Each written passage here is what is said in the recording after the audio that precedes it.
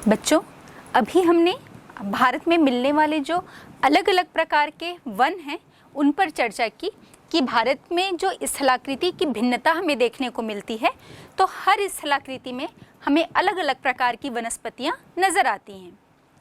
अब हम अपने राज्य की बात कर लें कि हमारे छत्तीसगढ़ में कितने प्रकार से वनों का वर्गीकरण किया गया है। तो सबसे पहले हम इस बात पर चर्चा कर लेते हैं कि पूरे भारत का या किसी भी देश का जितना भी क्षेत्रफल है, उसके कुल भौगोलिक क्षेत्र के लगभग 1/3 क्षेत्र पर वनों का आवरण होना जो है वो अनिवार्य है। तभी हमारा पारिस्थितिकी जो है वो संतुलित रह सकता है। लेकिन क्या हमारे भारत में या भारत का जो हमारा कुल क्षेत्रफल है 32,87,263 वर्ग किलोमीटर, तो क्या इस पूरे भौगोलिक क्षेत्रफल के 1/3 क्षेत्र में वनों का विस्तार है? नहीं। तो आइए हम देखते हैं कि भारत के कितने क्षेत्र पे वनों का विस्तार है। तो भारत का जो अभी हमने बताया भौगोलिक क्षेत्रफल जो है उसके 8,09,000 वर्ग किलोमीटर क्षेत्र में ही वनों का विस्तार है। और ये जो 8,09,000 वर्ग किलोमीटर है, ये भारत के कुल भौगोलिक क्षेत्र का सिर्फ या हम कहें मात्र 24% है, 24%। मतलब अगर ये तय किया गया है कि अगर हमें पूरे विश्व में या देश में पारिस्थितिकी का संतुलन बनाए रखना है, तो इसके लिए अनिवार्य है कि हमारे कुल भौगोलिक क्षेत्र के 33% या मैं कहूँ 1/3 क्षेत्र में जो है वो वनों का विस्तार होना चाहिए। तो हम क्या देख रहे हैं कि हमारे जो देश का वनों का जो क्षेत्रफल है वो उससे बहुत कम है। अब हम अपने राज्य की बात कर लें तो हमारा जो राज्य है इसकी स्थिति इस मामले में बहुत बेहतर है। और वो बेहतर इसलिए है कि हमारे राज्य का जितना क्षेत्रफल है उसके कुल 44% क्षेत्र पर या 44% एरिया में जो है वो वनों का विस्तार है। अब इतने क्षेत्र में या हम कह रहे हैं कि कुल 44% क्षेत्र में वनों का विस्तार है। तो इन वनों का जो विस्तार है तो हमारे राज्य में भी हम देखते हैं, जैसा हमने देश की बात की कि अलग अलग वनस्पतियों की विशेषताओं के आधार पर या वर्षा की मात्रा के आधार पर वनों का वर्गीकरण किया गया है। तो कुछ वर्गीकरण जो है वो हमारे राज्य में भी देखने को मिलते हैं। तो सबसे पहले हम बात कर लेते हैं प्रशासकीय आधार पर। मतलब छत्तीसगढ़ प्रशासन ने भारत में वनों का वर्गीकरण किया है उनके संरक्षण के आधार पर। तो सबसे पहला है आपका आरक्षित वन या हम इसे बोलते हैं रिजर्व फॉरेस्ट। और इसका कुल जो एरिया है वो यदि हम 44% को 100% मान ले तो इस 44% के कुल 43% एरिया में आरक्षित वनों का विस्तार है। और ये वनों का क्षेत्र ऐसा है जहाँ पर कोई भी व्यक्ति जो है वो जंगल का उपयोग नहीं कर सकता। मतलब ये पूरा क्षेत्रफल शासन के निगरानी में रहता है या उसके द्वारा आरक्षित करके रखा गया है। अब दूसरा जो इसका प्रकार है संरक्षित वन, और इसका कुल क्षेत्रफल हम देख रहे हैं 40%। मतलब राज्य के कुल 40% क्षेत्र में संरक्षित वन का विस्तार है। और ये इस प्रकार के वन होते हैं जिसमें प्रशासकीय नियंत्रण तो होता ही है, लेकिन शासन के परमिशन से या उनकी स्वीकृति के बाद हम इसमें कुछ जो वनों का उपयोग है वो कर सकते हैं।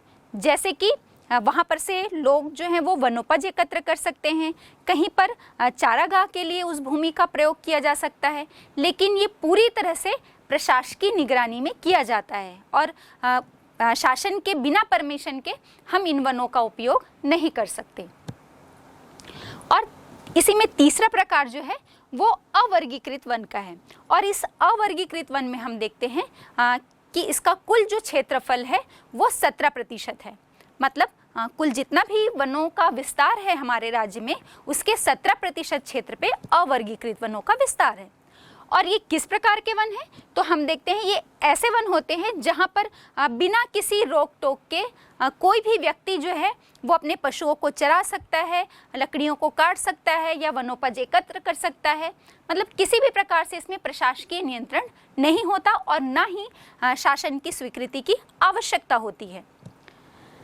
अब हमें मालूम है कि जैसे हमारे देश की जो जलवायु है वो मानसूनी प्रकार की है, तो इसी इसमें हमारे राज्य की भी जो जलवायु है वो मानसूनी प्रकार की है।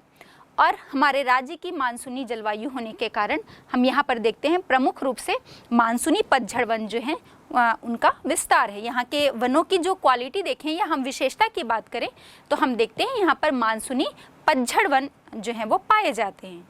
और जब हमने वनों के प्रकार देखे थे तो हमने इस पर भी चर्चा की थी कि ये जो मानसूनी पतझड़ वन हैं वो 2 प्रकार के होते हैं। वर्षा की मात्रा के आधार पर, जहाँ पर वर्षा की मात्रा 100 से 200 सेंटीमीटर होती है वहाँ पर आर्द्र पतझड़ वन पाए जाते हैं, और जहाँ पर वर्षा की मात्रा लगभग 70 से 100 सेंटीमीटर ही होती है वहाँ पर शुष्क पतझड़ वन पाए जाते हैं।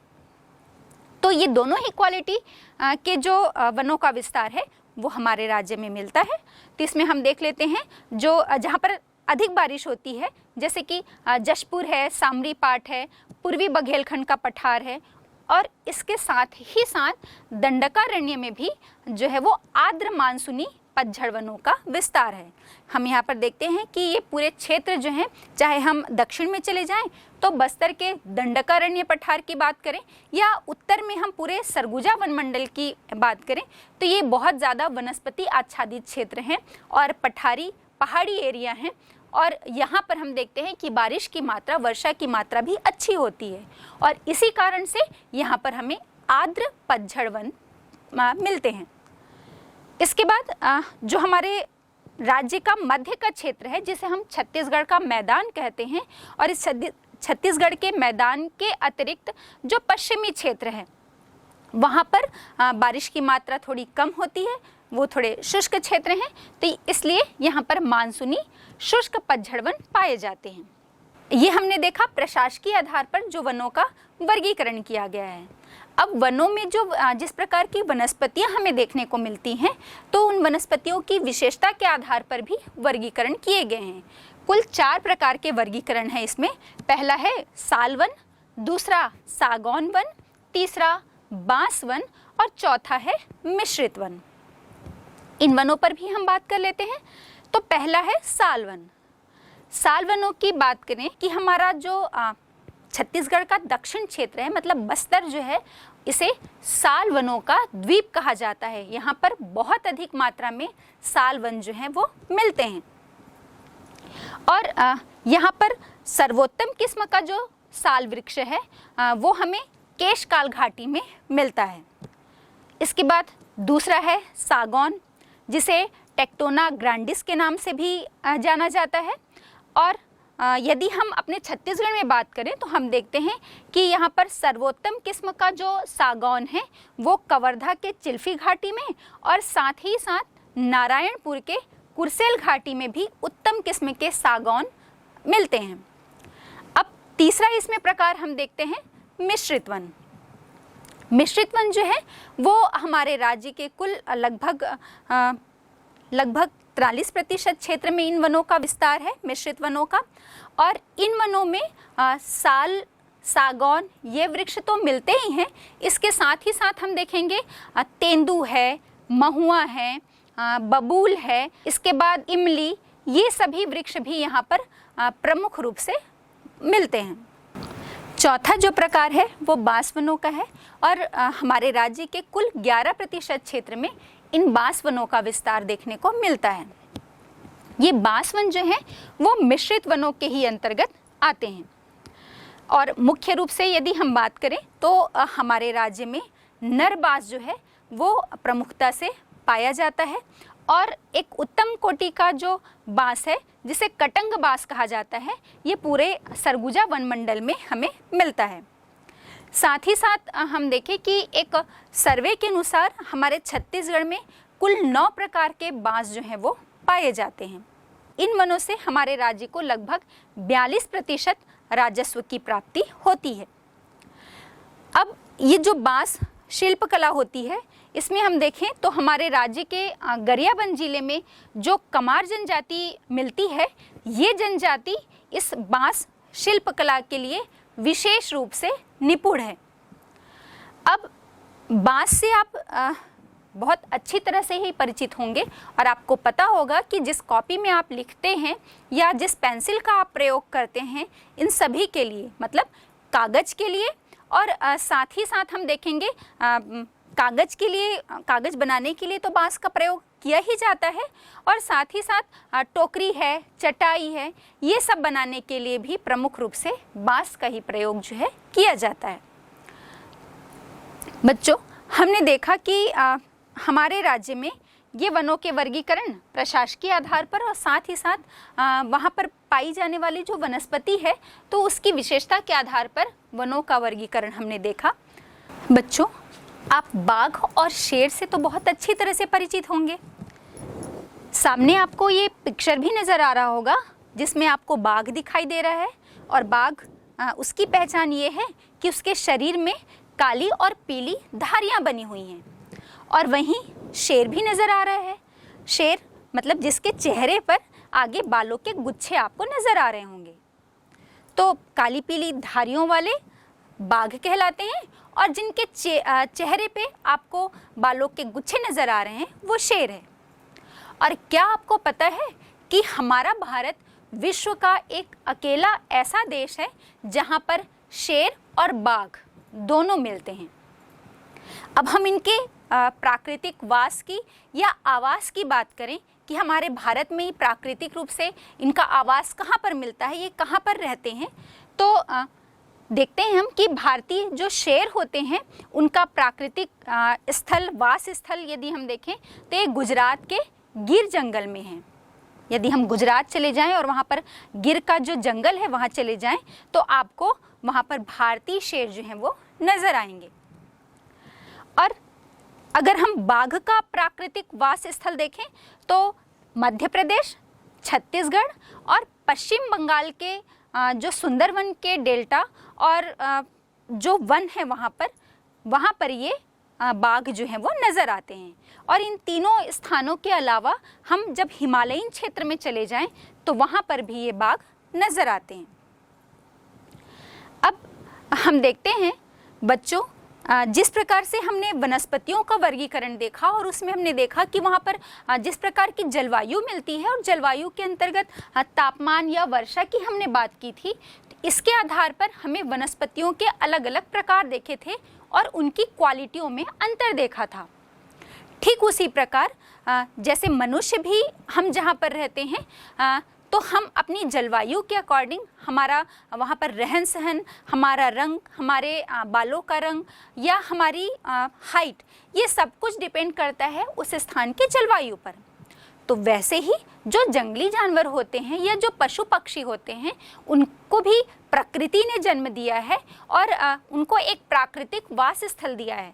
मतलब कि जिस जलवायु में रहते हैं उसके अनुसार जो है वो वो अपने शरीर को ढाल लेते हैं। तो हम देखेंगे कि ये जंगली जानवर जो हैं उनमें भी हमें भिन्नता देखने को मिलती है। मतलब अलग अलग स्थान पे अलग अलग विभिन्न प्रकार के जो पशु पक्षी हैं या जो जंगली जानवर हैं उनकी प्रजातियां हमें देखने को मिलती हैं। तो अगर हम हिमालय की बात करें तो हिमालय में जो जानवर रहते हैं वो, चूँकि हमें पता है कि हिमालय में कठोर शीत पड़ता है या बहुत ज़्यादा ठंड पड़ती है, तो वहाँ पर जो जानवर रहेंगे उनकी जो उनके शरीर में उतनी ठंड को बर्दाश्त करने की या हम कहें सहन करने की क्षमता होती है, या कहें इतनी कठोर शीत जलवायु को सहन करने की उनमें क्षमता होती है।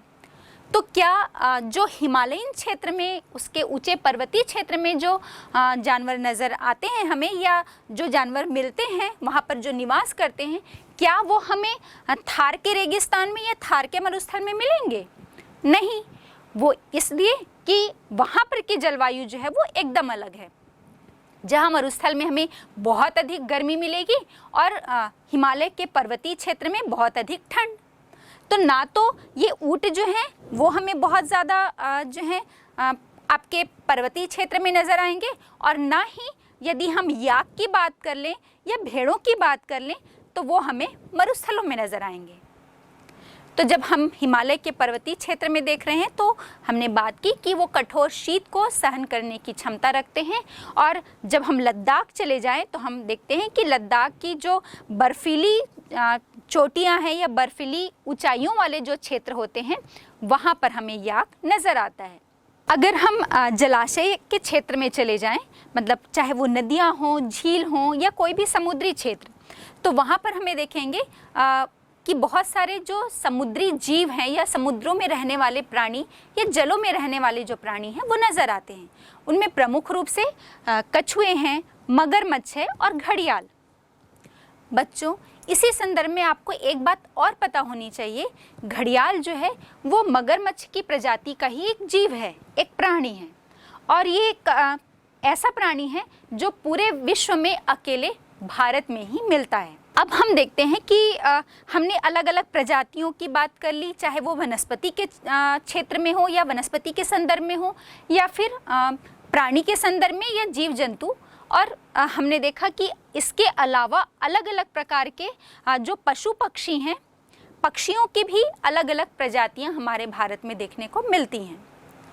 और हमें ये भी पता है कि इन पौधों का जो है वो हम अलग अलग प्रकार से औषधीय रूप में और विभिन्न प्रकार के उपयोग में लेके आते हैं। कृषि के संदर्भ में भी, उद्योग के संदर्भ में भी, वन क्षेत्र में मिलने वाली जो अलग अलग वनस्पतियां हैं उनका प्रयोग किया जाता है। और फिर ये जो जीव जंतु या जानवर पाए जाते हैं वो भी हमें पता है कि हमारा भारत एक कृषि प्रधान देश है, और वहाँ पर हम देखते हैं कि कृषि के क्षेत्र में भी हम इन जानवरों का प्रयोग करते हैं, और साथ ही साथ बोझा ढोने के लिए इनका प्रयोग किया जाता है। बहुत से दूध देने वाले पशु जो हैं वो हमारे भारत में मिलते हैं, और इन सब के अलावा बहुत से कीड़े मकोड़े जो फसलों, फलों और इसके साथ ही साथ वृक्षों के परागण में मदद करते हैं, ऐसे कीड़े मकोड़े भी हमारे देश में पाए जाते हैं। और इनकी विशेषता ये है कि इसके साथ ये परागण की क्रिया तो करते ही हैं, और साथ ही साथ जो हानिकारक कीड़े होते हैं उन पर भी ये जैविक रूप से नियंत्रण करते हैं। हाँ, ये जो अलग अलग प्रजातियां हमें वनस्पतियों की बात करें, हम चाहे जीव जंतुओं की बात करें, इन सब का हमारे पारिस्थितिक तंत्र में एक अलग ही योगदान है, उनका एक अलग महत्व है, और अलग महत्व क्या, हम विशेष महत्व कह सकते हैं, विशेष योगदान देते हैं और एक अलग स्थान ये अपना रखते हैं हमारे पूरे पारिस्थितिक तंत्र में। लेकिन जो मनुष्य है वो अलग अलग तरह से बहुत ज़्यादा मात्रा में, चाहे वो पादप समुदाय या वनस्पति समुदाय हो या जीव समुदाय हो, इन सब का उसने बहुत ज़्यादा उपयोग या हम कहें बहुत ज़्यादा शोषण या दोहन कर लिया है, जिससे अब बहुत सारी प्रजातियां, चाहे वो जंतु समुदाय की हों या फिर वनस्पति समुदाय की, इन दोनों ही प्रजातियों पर अलग से संकट जो है वो उत्पन्न हो गया है, और इसका प्रमुख कारण जो है वो सिर्फ और सिर्फ मनुष्य ही है। तो इसी में हम देखते हैं कि लगभग 1300 जो पादप प्रजातियां हैं वो संकट में आ गई हैं, और इसमें भी हम देखते हैं कि लगभग जो 20 पादप प्रजातियां हैं वो नष्ट हो चुकी हैं, और इनके साथ ही साथ वन्य प्रजातियां भी संकट में हैं, और बहुत सारी जीव समुदाय की जो प्रजाति है वो संकट में है, और साथ ही साथ बहुत सारी ऐसी प्रजातियां हैं जो नष्ट हो चुकी हैं। तो हम देखते हैं कि ये हमारे पारिस्थितिकी के लिए एक संकट की स्थिति हम कह सकते हैं, या एक आपदा के रूप में भी हम इन्हें मान सकते हैं, क्योंकि लगातार हम जो हैं वो विकास की आड़ में औद्योगिकरण कर रहे हैं, सड़कों का विकास कर रहे हैं। हम पिछले 60 दशकों की बात करें तो हमारी आबादी इतनी बढ़ रही है, और इन आबादी को चाहे आवास उपलब्ध कराना हो या भोजन उपलब्ध कराना हो, दोनों ही संदर्भ में हम क्या कर रहे हैं, इस वन क्षेत्र का विनाश कर रहे हैं। और हमने थोड़ी देर पहले देखा भी कि हमारे देश का जितना एक क्राइटेरिया फिक्स किया गया है कि लगभग एक तिहाई क्षेत्र में देश के एक तिहाई क्षेत्र में वनों का विस्तार होना चाहिए। ये उतना भी ये इतनी शर्तों को भी हमारा देश जो है वो पूरा नहीं कर पा रहा है और इससे बहुत कम क्षेत्र में हमारे देश में वनों का विस्तार है। तो ठीक है, हमारी आबादी को हमें आवास उपलब्ध कराना है और उसे भोजन उपलब्ध कराने के लिए हमें कृषि क्षेत्र का विस्तार करना भी आवश्यक है और हमें और अलग अलग क्षेत्र में भी विकास करना है, तो उसके लिए हमें औद्योगिकरण करना ही पड़ेगा, नगरीकरण करना ही पड़ेगा। लेकिन अपने वनस्पति या जीव समुदाय की प्रजातियों को दांव में लगाकर नहीं, क्योंकि हमने देखा था कि भाई वनों के महत्व की हमने बात की थी। ये हमें सबसे महत्वपूर्ण चीज़ जो हमारे जीवन के लिए आवश्यक है, ऑक्सीजन प्रदान करता है और ये हमारे जल चक्र में एक महत्वपूर्ण भूमिका निभाता है। तो इनके बिना तो हम अपने जीवन की कल्पना ही नहीं कर सकते। तो हमारा एक महत्वपूर्ण उत्तरदायित्व है कि हम इस पूरे वन समुदाय को और इस वन समुदाय में मिलने वाले, चाहे वो पादप जगत की बात करें या जंतु जगत भी हमारे जीवन का एक महत्वपूर्ण हिस्सा है। हमारे यहाँ जो इतनी अलग अलग प्रकार के जो जंतु, जानवर, पशु, पक्षी, चाहे वो जल में रहने वाले हों या थल में रहने वाले हों, इनकी इतनी अधिक प्रजातियाँ जो हैं वो देखने को मिलती हैं, जो हमारे जैव विविधता में एक महत्वपूर्ण भूमिका निभाते हैं। तो इनका संरक्षण करना हमारा ही उत्तरदायित्व है और ये जो हम लगातार वनों का विनाश करते जा रहे हैं, इनका संरक्षण करना भी हमारे लिए अब एक अनिवार्य शर्त जो है वो बन गया है। तभी हम अपने पारिस्थितिकी संतुलन को बनाकर रख सकते हैं और अगर हम ऐसा करने में असफल होते हैं तो इसका दुष्परिणाम भी हमें ही भुगतना होगा क्या? हम भुगत रहे हैं और हम ये देख रहे हैं कि अभी वर्तमान में कई ऐसी दुर्लभ बीमारियां हमें घेरने लगी हैं जो हमें एक आश्चर्यचकित करके रख देती हैं। बहुत सी ऐसी बीमारियां हैं जिनकी फ्रीक्वेंसी इतनी अधिक बढ़ती जा रही है, जो जानलेवा है कि हम अपने जीवन की ही सुरक्षा नहीं कर पा रहे हैं। तो फिर इस विकास का क्या महत्व रह जाता है? इसलिए बच्चों, मैं आपसे भी ये कहना चाहूँगी कि चाहे वो आपकी शाला हो या आपका घर हो या आपके घर के आसपास कोई उद्यान या खाली जगह, ये सब में आपका भी एक महत्वपूर्ण उत्तरदायित्व बनता है कि आप सभी जगह वृक्षारोपण करें, पौधों की देखभाल करें और अपने जीवन को सुरक्षित बनाएं। और हमारे देश में, राज्य में भी हम कहें या हम भारत के संदर्भ में बात करें तो इस वनों के महत्व को समझते हुए वनों को सुरक्षित रखने के लिए, इसके संरक्षण के लिए कुछ जो नियम हैं वो बनाए गए हैं। आइए हम उस पर चर्चा करते हैं।